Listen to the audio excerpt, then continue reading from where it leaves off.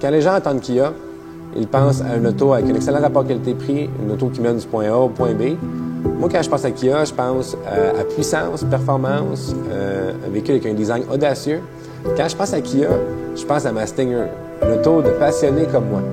Mon nom est Tommy Morissette et voici ma Kia Stinger.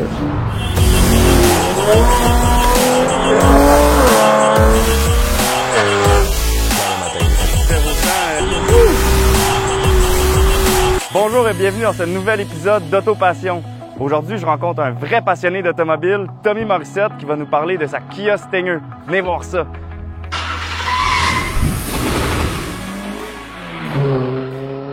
Avant de poursuivre, assurez-vous d'être abonné à notre chaîne YouTube et d'activer les notifications dans vos paramètres. Bon visionnement. Bonjour Tommy. Salut. Bienvenue dans l'émission. Ça va bien? Oui, ça va super bien. Merci pour l'invitation. Hein. C'est wow, le décor et tout ça. Là. Merci. On voulait justement faire une série où les gens pouvaient partager leur passion de l'automobile avec nos auditeurs. Et aujourd'hui, c'est ton tour. Fait que explique-moi un peu d'où vient ta passion pour l'automobile. Bien, en fait, c'est une maladie que j'ai pognée à la naissance, je pense. Mon père, il était passionné d'auto, mes oncles, puis on était élevés là. Dans cette passion-là, mon père il a eu peut-être 100-150 véhicules durant ma jeunesse. C'était un running gag, en fait. Là. Donc, il rachetait des véhicules, on les lavait, on les mettait beaux, on les réparait, on les mettait pour pouvoir les revendre, puis on faisait toutes sortes d'affaires. Là. On a même fait des bancs de neige en avant de la maison pour mettre un Jeep Tracker. Là. Puis pour le monter, ça prenait un truck pour le monter en haut. Là, fait que on était vraiment passionnés. Puis je pense que... Puis pour moi, pour pouvoir conduire un véhicule dans la cour, il fallait que je le lave. Okay. Fait que mon père était camionneur. Fait que quand il revenait le vendredi soir, il travaillait toute la semaine. Il partait du dimanche jusqu'au vendredi. Quand il revenait le vendredi soir, ben là, dans la nuit, il se couchait, tout ça. Puis il repartait le dimanche. Fait qu'on avait une journée pour le voir. Fait que pour lui faire plaisir le matin, on déplaçait l'auto dans la cour, on la lavait. Puis on lavait son Cadillac. Puis on lavait, je pourrais te nommer toutes les autos, mais ça finirait plus. Des vieilles Trans Am, tout ça. Puis on pouvait les déplacer dans la cour. Fait que moi, c'était mon trip. C'était très... J'étais au pédale? Ouais, avec mon frère, on était deux là-dedans. Puis on le lavait, on commençait. Puis on l'a même lavé avec des roches souvent. Ah, OK. Il vendait moins cher, ça. Ouais. Fait que ça a commencé comme ça. Ce Noël-là, j'ai reçu un guide de l'auto en cadeau. OK. Puis là, j'ai commencé à tout lire les specs, 0-100 combien de temps. Tu disais ça. Ah, puis c'était mon premier livre que je lisais. Puis dans ce temps-là, il y avait à l'école, mon père disait, si tu lis, ça forme la jeunesse, tu vas apprendre des choses. Je lisais que sur les autos. Puis à tous les ans, là, j'en ai développé une maladie. Avec les années, à un moment donné, j'étais allé étudier en commerce, donc puis en gestion. Après, ben là, je savais pas où m'en aller après mon cours en gestion. Mon père m'a dit, gars, t'as fait de la gestion, t'as fait de la vente, puis tu tripes sur le marketing, pourquoi tu vas pas vendre des autos? Fait que tu vas avoir une auto fournie. Fait que quelqu'un qui m'a dit auto fournie, j'ai dit, tu me dis, je vais avoir une auto fournie, genre? Parce que toutes mes payes passent de là-dedans depuis que je suis né. Fait que là, j'ai allumé, j'ai dit, ben oui, je pourrais vendre des autos. Fait que j'ai rentré, j'allais faire une entrevue, j'ai rentré chez Nissan. Puis mon boss, il m'a dit, j'ai dit, c'est quoi mon auto? Il m'a donné une Sentra automatique de base. Là, ça, j'étais malheureux, vrai. Puis il me dit, plus tu vends d'auto, plus tu as une belle auto. Fait que là, j'ai passé par une panoplie d'autos. Nadie m'a coupé 3.5, une Sentra Spec V. J'ai eu, après ça, à un moment donné, j'ai dit, si je vends tant d'autos, parce que j'étais rendu directeur dans le garage, je peux-tu avoir une GTR? Puis il m'a dit, ben ouais, il faut t'en vendre 200 dans un mois. Puis ce que j'ai fait. Fait que là, j'étais allé acheter ma GTR. T'as oublié la Sentra automatique? Ah, c'était fini, là. C'était loin derrière moi. À un moment donné, mon associé m'a appelé, il m'a dit, je t'offrirai les actions chez Kia, tout ça. Puis j'ai resté là bête, j'ai dit, je m'en vais chez Kia, puis là j'étais là, c'est pas ça. Je connaissais le produit, je savais que c'était un bon produit, tout ça, mais je savais pas qu'est-ce qu'il y avait comme auto pour moi. Là. Il n'y avait pas de GTR, tu sais. Puis moi, succès égalait démo, tu sais, véhicule fourni. Fait que là, ça marchait plus, là, même si là, tu t'es rendu à d'autres sphères associées, tout ça. Puis c'est là que il m'a dit, ah non, tu devrais essayer la Kia Stinger. Fait que là, j'ai lu pendant 6 heures de temps sur la Kia Stinger. Puis là, t'as pris une Stinger GT pour commencer. Fait qu'on parle d'un V6, 3.3 litres, biturbo. 365 chevaux, 274 livres-pieds de coupe, je pense. 374 livres-pieds de coupe, exact. 0-100 en 4.7, 4 roues motrices. C'est ça. Fait que c'était quand même... J'étais pas à pied, là, tu sais. Mais là, fait que j'ai débarqué au garage, j'en ai vu une, il y avait une bleue dans le showroom. Fait que j'ai dit, ben, c'est la seule qu'il y avait. Fait que j'ai dit, je vais prendre celle-là. Okay. Fait que je suis parti avec ma bleue, je l'ai eu pendant un mois de temps. Fait que j'ai eu le temps de m'habituer avec les specs d'origine. Puis là, ben... Après ça, j'ai eu la noire, puis là, la noire, ben, c'est ça. Tu l'as pas gardée d'origine ben longtemps? Non, la noire, elle a pas... je pense qu'elle Je me rappelle pas qu'elle allait rouler d'origine. Fait que c'est quoi que tu as fait dessus comme modification en premier? Ben, j'ai commencé par moteur, faut que tu lui donnes de l'air. J'ai commencé à lui donner de l'air. Après ça, j'ai commencé à sortir l'air du moteur. Fait que j'ai mis des entrées d'air. Ensuite, j'ai mis un système d'échappement complet, des headers jusqu'à l'autre bout. Ensuite de ça, là, j'étais comme seul au monde à monter ça. Fait que j'avais beau checker sur Internet, puis regarder, puis voir, je trouvais rien de... Fait que là, je me suis viré de bord, j'ai commencé à monter le 3.3, puis j'étais tout seul au monde là, à le monter. Fait que j'ai fait venir des pièces de la Corée, des entrées d'air, tout ça, puis j'ai rajouté des super atmosphériques, c'est des blow-off, communément appelés, parce que là, il veut pas, ça crée des problèmes. Quand tu rentres trop d'air, t'en sors trop, faut que ça sorte là. Puis là, d'ailleurs, nous, l'équipe d'Autopassion, on a eu la chance de te suivre pendant ces modifications-là.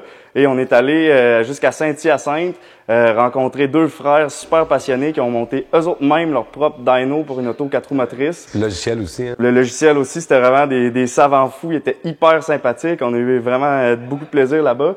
Et c'est quoi les chiffres qui ont sorti avec cette première puce-là que tu avais? Mais là, si on parle pour le commun des mortels, on va parler moteur. Là, j'étais rendu on a fait 420 HP, moteur là, rough. Mais c'est surtout au niveau du couple. Quand tu te mets à jouer entrée d'air, sortie d'air, tout ça, on a augmenté de 100 livres le torque. Donc là, je développe à 2000 tours minute. 490 livres de pied coupe, c'est tout de suite. C'est très impressionnant. Puis d'ailleurs, les 2 gars de chez LDS Dyno nous disaient c'est une courbe sur le dyno qui ressemble à une auto avec un compresseur volumétrique, un supercharge. Ouais. Donc, il y a du couple à bas régime. Ça doit être le fun à conduire.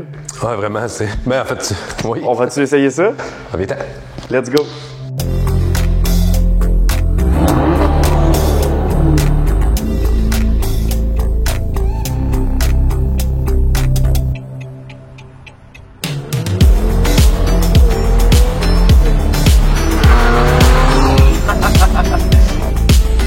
Bon, fait que pour commencer, l'intérieur, c'est hallucinant. C'est vraiment, vraiment de haute qualité. C'est beau. On a comme une espèce de simili Alcantara, ou je sais pas si tu penses même que c'est de l'Alcantara. Toutes les petites veinures, tout l'aluminium brossé, le cuir, les bancs sont confortables. C'est vraiment bien fait. Non, on dirait vraiment, tu sais, quand je tombais en amour avec cette voiture-là pour la première fois, c'est vraiment au niveau des fans, on se créerait dans un allemand. Là, carrément, c'est ça. Tous les contrôles sont faciles d'accès, puis il y a des boutons, là, ça n'a pu finir. Là. Puis j'ai remarqué aussi tantôt quand on était dans le garage qu'il y a des lumières d'ambiance, ça fait beau, ça fait de luxe. Là, ils étaient mauves à matin, là, ils sont rendus bleus. Là. On peut les mettre aléatoires, mais j'aime mieux je les aime bien rouges. Là. Okay. Avec les Brembo. Là. Ouais. Ça fait vraiment, le soir, c'est vraiment beau. Puis on a aussi, côté confort, on a les bancs réfrigérés, refroidissants ou chauffants. En avant, en arrière. Ah ouais, en arrière aussi. Ouais, exact. Puis les sièges, honnêtement, sont hyper confortables. La tête donne envie de dormir. Ouais, dormir. Moi, le mien, non, là. Puis là, sinon, j'ai remarqué qu'on avait des pneus Michelin Pilote Sport 4S qui sont de loin les meilleurs pneus qui existent de rue. Puis ça colle, c'est incroyable. C'est silencieux quand tu roules. On a une suspension McPherson en avant. Multibras à l'arrière, et là on arrive dans un carrefour giratoire. Fait que qu'est-ce que tu dirais de faire un petit test? On peut essayer les Brembo en même temps que les suspensions.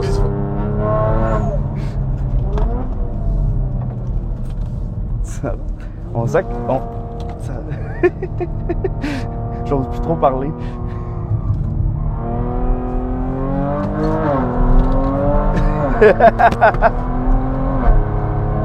Ouais, on voit que l'auto a été développée sur le Nürburgring. Hein? On vient de passer le carrousel. Puis là, c'est quoi le nom déjà de l'ingénieur qui a fait ça? Albert Biermann. Okay. En fait, c'était le VP de la division M, là, justement. Là. OK, de BMW. Exact. Puis côté transmission, c'est quoi? Transmission 8 vitesses. OK.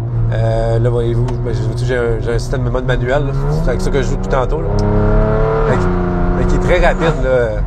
Je m'attendais pas non plus à ça de Kia quand j'ai embarqué la première fois. Au véhicule en général. Là. Sauf que quand tu essaies la transmission, je me avec le 3.3 biturbo. Puis c'est 2 turbos aussi, là, fait que ça évite le turbo lag. Là. Tandis qu'il y a le petit turbo, il pousse tout de suite à 2000 tours, 12 livres. OK. T'as pas besoin d'attendre pour avoir ton 15-16 livres, là, on est déjà rendu. Là. Fait que ça évite le turbo lag, là, le décalage avec les turbos qui souvent qui rend le véhicule plat. C'est ça. C'est vraiment pas une transmission CVT, c'est plaisant à conduire, puis surtout le 8 vitesses, pour l'avoir conduit, là, sa grande route, c'est un véhicule qui a beaucoup de couple, mais qui devient super économique aussi là, à cause de sa puissance rapport à son poids. Là. Ouais, parce que toi, tu fais combien de litres au 100 environ? Ben ouais, selon ce que la conduite que j'adopte, mais si je veux avoir une conduite normale, autour de 115, 120, là, sur autoroute, là. Avec ta belle-mère à côté? Avec ma belle-mère, tranquille, on va tourner autour de 8,5. Ah, crime, c'est quand même bon, hein, ta barouette? Ouais, ben c'est sûr que ça dépend. Encore là, je pense qu'il peut faire plus que ça, mais j'aime mieux conduire avec le mode sport. Le volant est plus rigide. Puis s'il arrive de quoi un obstacle à éviter, un chevreuil, peu importe, mais pour moi, c'est... T'es plus alerte. Exact.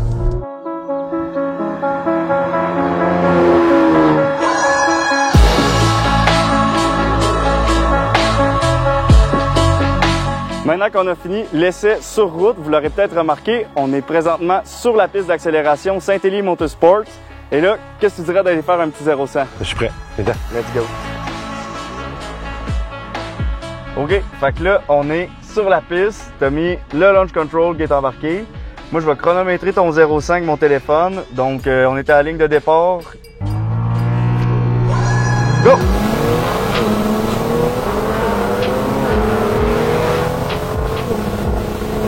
« 4.5 » Ça On a fait 4,50 bien pile. En plus, ça l'a dérapé un petit peu au début, mais c'est assez impressionnant. Là. Je pense que les modifications que tu as faites en valent la peine. Ouais. Fait que 0-100 4.5, c'est pas décevant. Comment t'as trouvé ça?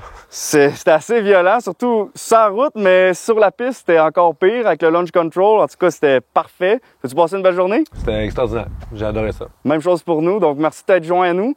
Et c'est là-dessus que ça se termine. Donc, suivez la chaîne Autopassion sur YouTube et on se revoit bientôt pour un prochain épisode.